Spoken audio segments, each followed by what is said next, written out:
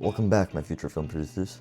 This is Connor Perrin from Film Analyst, and today I'll be going over The Eclectic Essay, a recently released comedy film which follows the story of a procrastinating student who plagiarizes on his college essay. I'm proud to say that I've been a major part of producing this film, so I'll be using my experience to take you on a journey and answer the big question: how does your product use or challenge conventions, and how does it represent social groups or issues?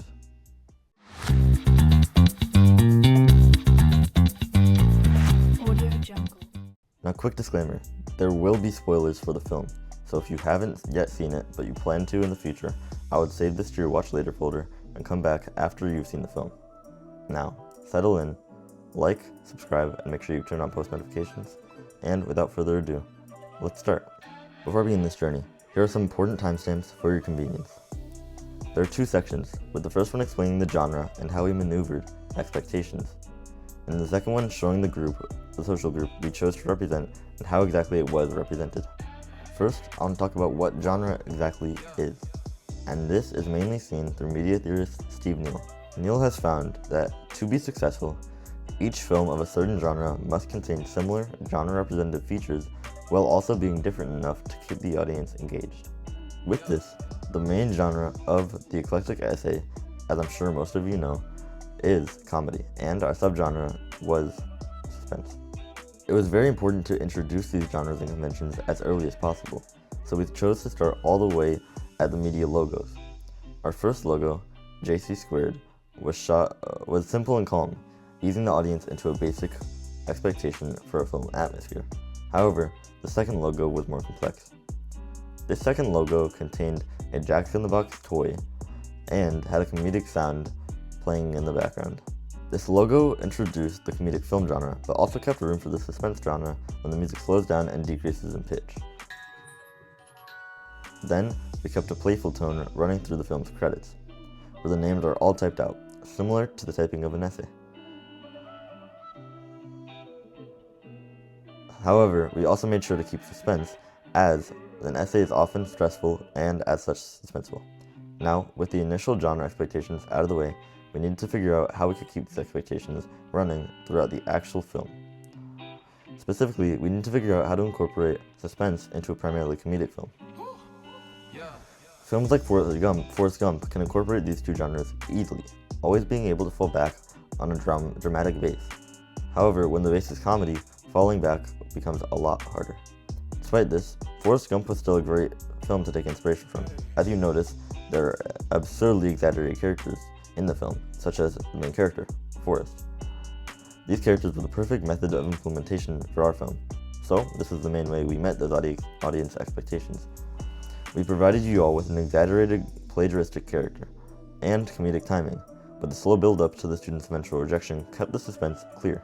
However, simply following the standard would be too boring, so we had to switch it up. To do this, we flipped the intro, having it end with a tragic rejection rather than the expected happy ending that comes with a comedy film. Another component of this rejection was how early it occurred, not even 2 minutes into the film. It may be expected that we would have kept the suspense building throughout the entire film, but once again, the sudden rejection hits, shocking you all, I'm sure.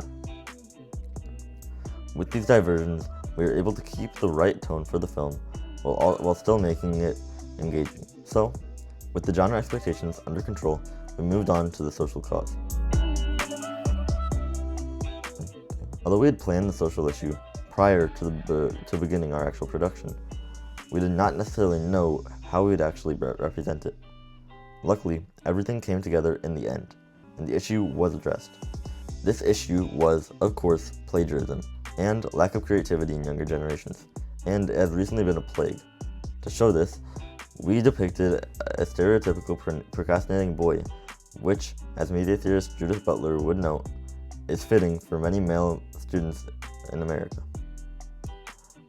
Butler's observations led her to develop her theory of gender in film, and she found that gender is a performative act which has expectations just like film. Fulfilling these expectations is helpful in furthering a film's message. With this, the absence of a female character in the film can represent many things, primarily showed how this type of procrastination is not as stereotypical for a male student. Another purpose for this absence was to show how little time had passed during the writing of the essay, with the boy's mother not even coming to check on him while he was writing.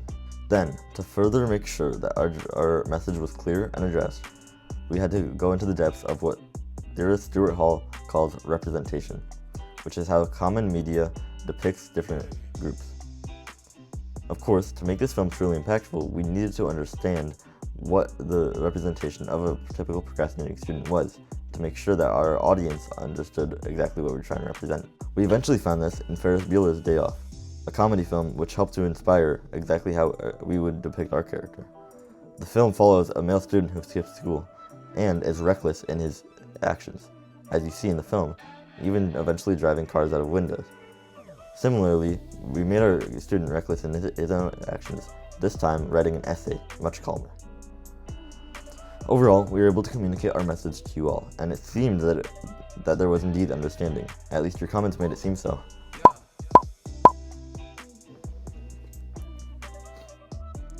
Anyways, that's all for today. Once again, don't forget to like, subscribe, and turn on those post notifications. Do you have a film you want me to review? Put it in the comments down below. I read them all. Without further ado, it's time to cue the outro.